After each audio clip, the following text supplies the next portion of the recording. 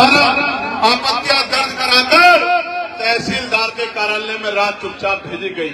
और मैं आपको जानकारी के लिए बताना चाहता हूं, तहसीलदार से जब पूछा गया तो तहसीलदार महोदय बोले कल तक तो नहीं थी, रातों रात में कहां से आ गई।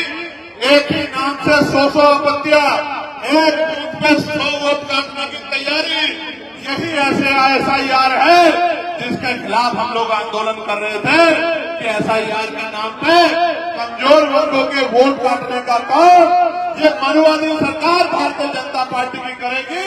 और इस सरकार को अगर ये हमारे वोटों को छीनने का काम करेगी, सरकार को सबक सिखाने का काम करेगी।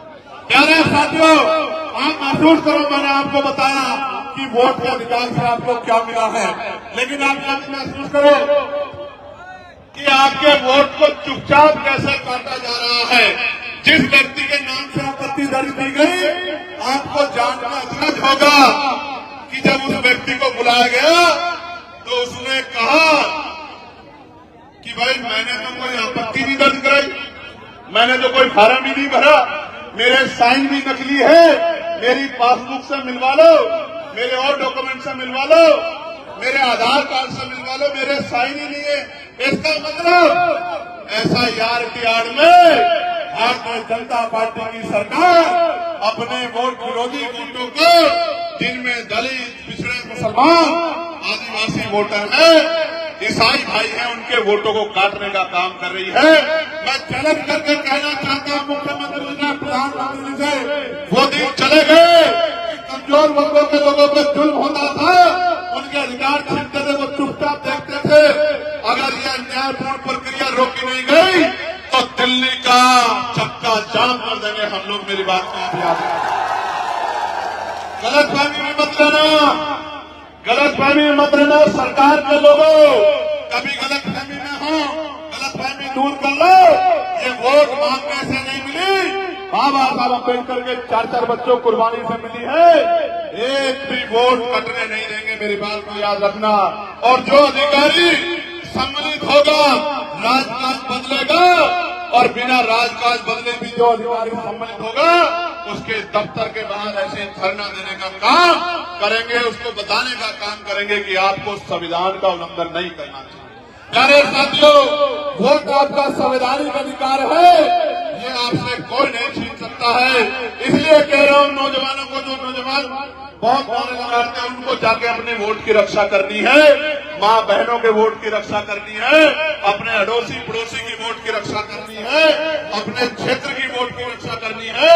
अगर वोट की रक्षा नहीं करोगे तो चुनाव वाले दिन, जिस दिन वोट पड़ेंगे, वोट डालने जाओगे और आप पे वोट ही नहीं होगा, तो कैसे चंद्रशेखर को, आजाद समाज पार्टी को, कैसे भीम आर्मी को, कैसे गरीबों, मजदूरों, दलितों, पिछड़ों, मुसलमानों, आदिवासियों को कैसे ताकत दोगे? कैसे अपनी गरीबी, बेबसी, लाचारी, बीमारी और तमाम तरह की जो टैक्सेज आपके ऊपर थोपे गए, इनको कैसे खत्म करोगे? कैसे अपनी बच्चियों की रक्षा करोगे? कैसे अपने बच्चों की रक्षा करोगे? कैसे अपनी जमीनों की रक्षा करोगे? कैसे अपने हक अधिकारों की रक्षा करोगे? क्योंकि 5 साल में एक ही बार मौका मिलता है जब अपने ऊपर हुए जुल्मों का हिसाब करने के लिए आपको बटन दबाना होता है। अगर बटन दबाओगे कोई और, तो वही मिलेगा जो मिलता आया है। और बटन दबाओगे आजाद समाज पार्टी का, तो क्या मिलेगा पता है? नहीं पता है? मैं बताता हूं क्या मिलेगा।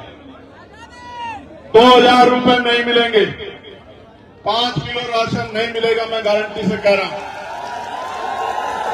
सुनना एक बार, 5 किलो राशन नहीं मिलेगा, 2000 रुपए नहीं मिलेंगे, लेकिन आपके बच्चों को सरकारी स्कूलों में वो एजुकेशन मिलेगी जो प्राइवेट स्कूल 20,000 रुपए महीने की फीस लेकर भी नहीं दे पाएगा। मेरी बात में याद रखना। और ये प्राइमरी स्कूलों से शुरू होगा। बुनियाद मजबूत करेंगे, ऐसी शिक्षा व्यवस्था लागू करेंगे कि बड़े बड़े धरना सेठ भी सरकारी स्कूलों में अपने बच्चों का एडमिशन कराते फिरेंगे। मेरी बात को आप याद रखें। प्यारे साथियों, एजुकेशन सिस्टम अच्छा करेंगे और इतना मजबूत बनाएंगे आपकी आने वाली नस्लों को। और जो आज आपकी नस्लें हैं कि वो 2000 रुपए नहीं मांगेगी, वो 50,000 रुपए का रोजगार करके आपके आंसू पूछने का काम करेगी, आपके गरीबों को ठगने का काम करेगी, आपके सपने पूरा करने का काम करेगी। प्यारे साथियों, क्या बदलेगा बटन दबाने से? बटन दबाने से बदलेगा कि आपको अच्छा इलाज मिलेगा बिना बहुत पैसा चुकाए। मैंने अपने पिताजी को खो दिया था पैसे की कमी के कारण। दर्द लेके घूम रहा हूं, आप और मैं एक जैसे परिवारों से आते हैं।